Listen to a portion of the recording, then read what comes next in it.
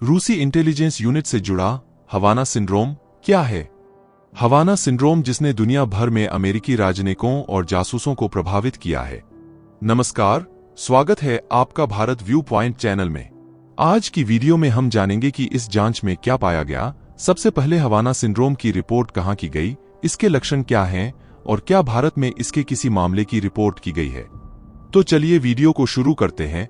लेकिन वीडियो को शुरू करने से पहले मैं आपसे एक अपील करना चाहता हूं। हम आपके लिए काफी मेहनत से ऐसे महत्वपूर्ण डिटेल्ड वीडियो लाते हैं। अगर आप हमारे चैनल को सब्सक्राइब करेंगे तो हमें भी मोटिवेशन मिलेगा और हम आपके लिए ऐसे और भी शानदार वीडियो लाते रहेंगे। आप ऐसे वीडियो के लिए हमारे चैनल को सब्सक्राइब कर सकते हैं। चलिए वीडियो को शुरू करते हैं और सबसे पहले जानते हैं कि पूरा मामला क्या है और उसके बारे में अधिक डिटेल में बात करेंगे। आपने पहले भी हमारा सिंड्रोम के बारे में न्यूज में सुना होगा, लेकिन आज हम इस वीडियो में इसके बारे में क्यों बात कर रहे हैं, आइए जानते हैं। क्रेमलिन ने सोमवार 1 मार्च को एक संयुक्त मीडिया जांच को खारिज कर दिया है, जिसमें इस बात के सबूत मिले थे कि एक रूसी सैन्य खुफिया इकाई हवाना सिंड्रोम नामक रहस्यमय स्वास्थ्य स्थिति के लिए जिम्मेदार हो सकती है। ऑब्वियस सी बात है कि रूस भी इस पर अपनी प्रतिक्रिया देगा ही। रूसी प्रवक्ता दिमित्री पेस्कोव ने कहा कि इस दावे का समर्थन करने के लिए कभी कोई सबूत पेश नहीं किया गया है और मीडिया में लगाए गए आरोप पूरी तरह से बेसलेस हैं। आपको बता दें कि ये जांच द इनसाइडर, डेर स्पीगल, जो कि एक जर्मन साप्ताहिक समाचार पत्रिका है, और CBS के 60 मिनट्स द्वारा की गई थी। रिपोर्ट पर बात करने से पहले ये जानना जरूरी है कि हवाना सिंड्रोम क्या है। हवाना सिंड्रोम मानसिक स्वास्थ्य लक्षणों के एक समूह है जिसके बारे में कहा जाता है कि यह विभिन्न देशों में संयुक्त राज्य अमेरिका के खुफिया और दूतावास के अधिकारियों द्वारा अनुभव किया जाता है। आमतौर पर सिंड्रोम शब्द का मतलब केवल लक्षणों का एक समूह होता है। कई बार लोगों को यह कंफ्यूजन होता है सिंड्रोम का मतलब कोई यूनिक मेडिकल कंडीशन से है, बल्कि इसका मतलब तो लक्षणों का एक समूह है जो आमतौर पर एक साथ अनुभव किया जाता है, जिसकी ओरिजिन उत्पत्ति को कंफर्म करना मुश्किल हो सकता है। हवाना सिंड्रोम में आमतौर पर बिना किसी बाहरी शोर के कुछ आवाजें सुनना, मतली, चक्कर आना और सिरदर्द, याददाश्त कमजोर होना और संतुलन संबंधी समस्याएं जैसे लक्षण शामिल होते हैं। जैसा कि नाम से पता चलता है, हवाना इसकी जड़ें 2016 के अंत में क्यूबा से जुड़ी हैं। यह 2015 में अमेरिका और क्यूबा के बीच संबंधों के सामान्य होने के बाद क्यूबा की राजधानी हवाना में अमेरिका द्वारा अपना दूतावास खोलने के लगभग 1 साल बाद हुआ था। कुछ अमेरिकी खुफिया अधिकारियों और दूतावास के कर्मचारियों के मस्तिष्क में अचानक दबाव बढ़ने लगा और उसके बाद लगातार सिरदर्द, भटकाव और अनिद्रा की भावनाएं होने लगी। आइए अब बात करते हैं कि जांच में क्या पाया गया। जांच में दावा किया गया है कि 29,155 नामक रूसी मिलिट्री इंटेलिजेंस यूनिट के सदस्य डायरेक्टेड एनर्जी वेपन का उपयोग करके अमेरिकी अधिकारियों के दिमाग को निशाना बना सकते थे। 29,155 यूनिट, जो 1 दशक से अधिक समय से ऑपरेशनल है, इसके ऊपर पहले भी विदेशी हत्या, तख्तापलट और तोड़फोड़ करने का आरोप लगाया गया है। जांच के अनुसार ऐसे साक्ष्य मिले हैं जो यूनिट के सदस्यों को विदेश में अमेरिकी सरकारी कर्मियों और उनके परिवार के सदस्यों पर संदिग्ध हमलों के स्थल पर दर्शाते हैं। इसमें कहा गया है कि पहली घटना संभवतः 2016 में हवाना में रिपोर्ट किए गए मामलों से 2 साल पहले जर्मनी में हुई थी। आइए जानते हैं कि हवाना सिंड्रोम की रिपोर्ट कहां की गई है।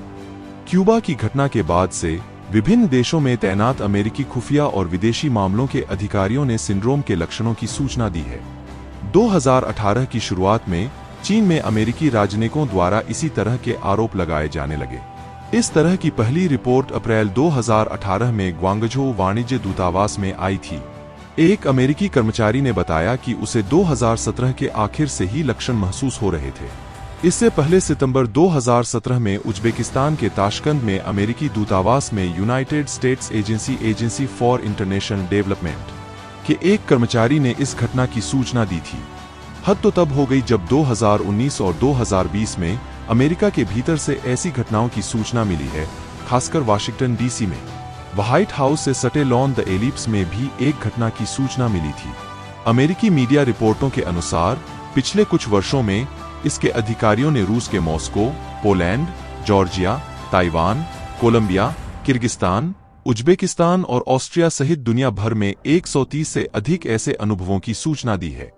2021 की न्यूयॉर्क टाइम्स की एक रिपोर्ट में कहा गया है कि वियतनाम में एक अमेरिकी अधिकारी द्वारा लक्षणों की सूचना दिए जाने के बाद अमेरिकी उपराष्ट्रपति कमला हैरिस को वियतनाम के हनोई के लिए उड़ान भरने से 3 घंटे की देरी हुई।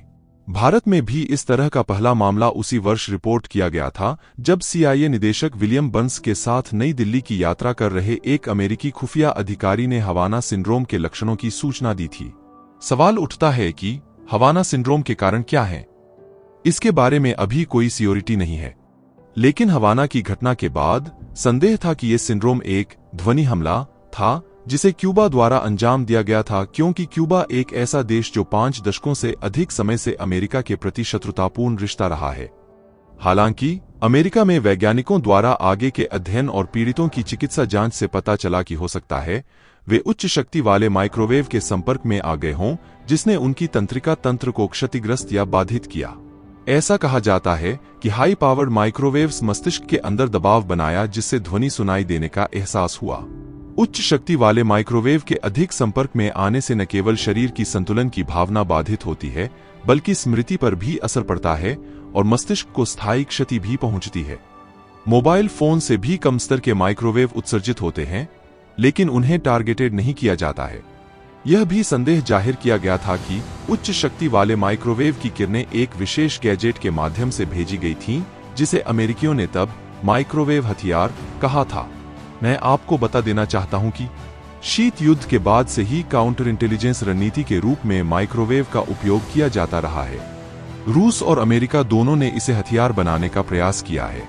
1970 के दशक में माइक्रोवेव के संदिग्ध उपयोग के कारण मॉस्को में अमेरिकी दूतावास के अधिकारियों के मानसिक स्वास्थ्य संबंधी समस्याओं का सामना करने की रिपोर्टें मिली हैं।